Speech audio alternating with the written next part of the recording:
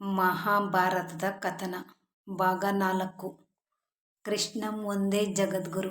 ನಮ್ಮ ಜೀವನಕ್ಕೆ ಬೇಕಾಗಿರುವಂತಹ ಅತ್ಯಮೂಲ್ಯವಾದಂತಹ ಸನ್ನಿವೇಶಗಳು ಹಾಗೂ ಸಂದರ್ಭಗಳು.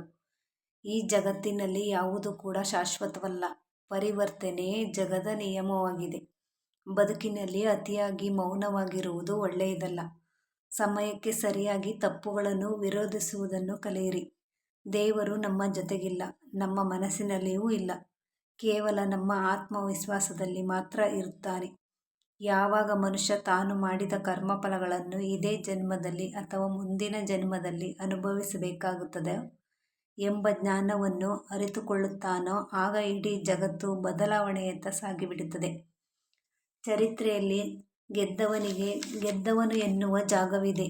ಸೋತವನಿಗೂ ಕೂಡ ಇಂಥವನೊಂದಿಗೆ ಸೆಣಸಾಡಿ ಸೋತ ಎನ್ನುವ ಜಾಗವಿದೆ.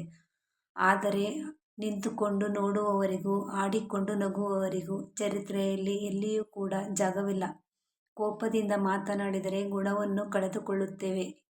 ಹೆಚ್ಚಾಗಿ ಮಾತನಾಡಿದರೆ ಶಾಂತಿಯನ್ನು ಕಳೆದುಕೊಳ್ಳುತ್ತೇವೆ. ಅನಗತ್ಯವಾಗಿ ಮಾತನಾಡಿದರೆ ಕೆಲಸವನ್ನು ಕಳೆದುಕೊಳ್ಳುತ್ತೇವೆ. ಅಹಂಕಾರದಿಂದ ಮಾತನಾಡಿದರೆ ಪ್ರೀತಿಯನ್ನು ಕಳೆದುಕೊಳ್ಳುತ್ತೇವೆ. ಸುಳ್ಳು ಮಾತನಾಡಿದರೆ ಹೆಸರನ್ನು ಕಳೆದುಕೊಳ್ಳುತ್ತೇವೆ. ವೇಗವಾಗಿ ಮಾತನಾಡಿದರೆ ಅರ್ಥವನ್ನು ಕಳೆದುಕೊಳ್ಳುತ್ತೇವೆ. ಪ್ರೀತಿಯಿಂದ ಮಾತನಾಡಿದರೆ ಎಲ್ಲವನ್ನು ಗಳಿಸಿಕೊಳ್ಳುತ್ತೇವೆ. ಬದುಕಿನಲ್ಲಿ ಏನೇ ನಡೆದರೂ ಒಳ್ಳೆಯದೇ. ವರ್ತಮಾನದಲ್ಲಿ ಏನಾಗುತ್ತಿದೆಯೋ ಅದೆಲ್ಲವೂ ಉತ್ತಮವಾಗಿಯೇ ನಡೆಯುತ್ತದೆ. ಮುಂದೆ ಏನಾಗುವುದೋ ಅದೆಲ್ಲವೂ ಚೆನ್ನಾಗಿಯೇ ಇರುತ್ತದೆ. ಭವಿಷ್ಯದ ಬಗ್ಗೆ ಚಿಂತಿಸಬೇಡಿ, ವರ್ತಮಾನದಲ್ಲಿಯೇ ಜೀವಿಸಿ. ಒಂದು ಬಾರಿ ಅರ್ಜುನ ಶ್ರೀಕೃಷ್ಣನನ್ನು ಕೇಳುತ್ತಾರೆ, ಎಲ್ಲವೂ ಹಣೆಬರಹದಲ್ಲೇ ಬರೆದಿದ್ದರೆ ಪ್ರಯತ್ನಪಟ್ಟು ಫಲವೇನು ಎಂದು.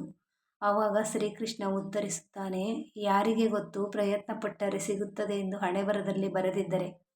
ಪ್ರಯತ್ನಂ ಸರ್ವಸಿದ್ಧಿ ಸಾಧನಂ. ಒಮ್ಮೆ ನಾರದರು ಶ್ರೀಕೃಷ್ಣನನ್ನು ಕೇಳಿದರಂತೆ, ಈ ಪ್ರಪಂಚದಲ್ಲಿ ಎಲ್ಲರೂ ದುಃಖಿಗಳಾಗಿದ್ದಾರೆ ಏಕೆ ಎಂದು.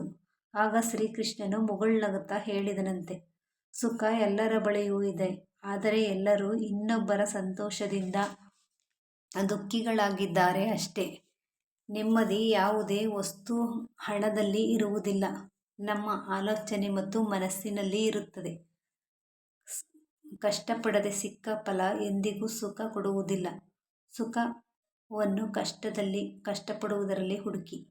ಸ್ನಾನ ದೇಹವನ್ನು, ಧ್ಯಾನ ಮನಸ್ಸನ್ನು, ದಾನ ಧನವನ್ನು, ಯೋಗ ಜೀವನವನ್ನು, ಪ್ರಾರ್ಥನೆ ಆತ್ಮವನ್ನು, ವ್ರತ ಆರೋಗ್ಯವನ್ನು, ಕ್ಷಮೆ ಸಂಬಂಧಗಳನ್ನು, ಪರೋಪಕಾರವನ್ನು ಅದೃಷ್ಟವನ್ನು ಪವಿತ್ರಗೊಳಿಸುತ್ತದೆ.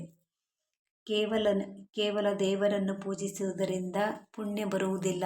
ಉತ್ತಮ ಬುದ್ಧಿ, ಉತ್ತಮ ಯೋಚನೆ, ಉತ್ತಮ ಕೆಲಸ, ಉತ್ತಮ ಮಾತು, ಉತ್ತಮ ವರ್ತನೆ, ಕರುಣೆ, ಅಹಿಂಸೆಯಿಂದ ಪುಣ್ಯ ಸಿಗುತ್ತದೆ.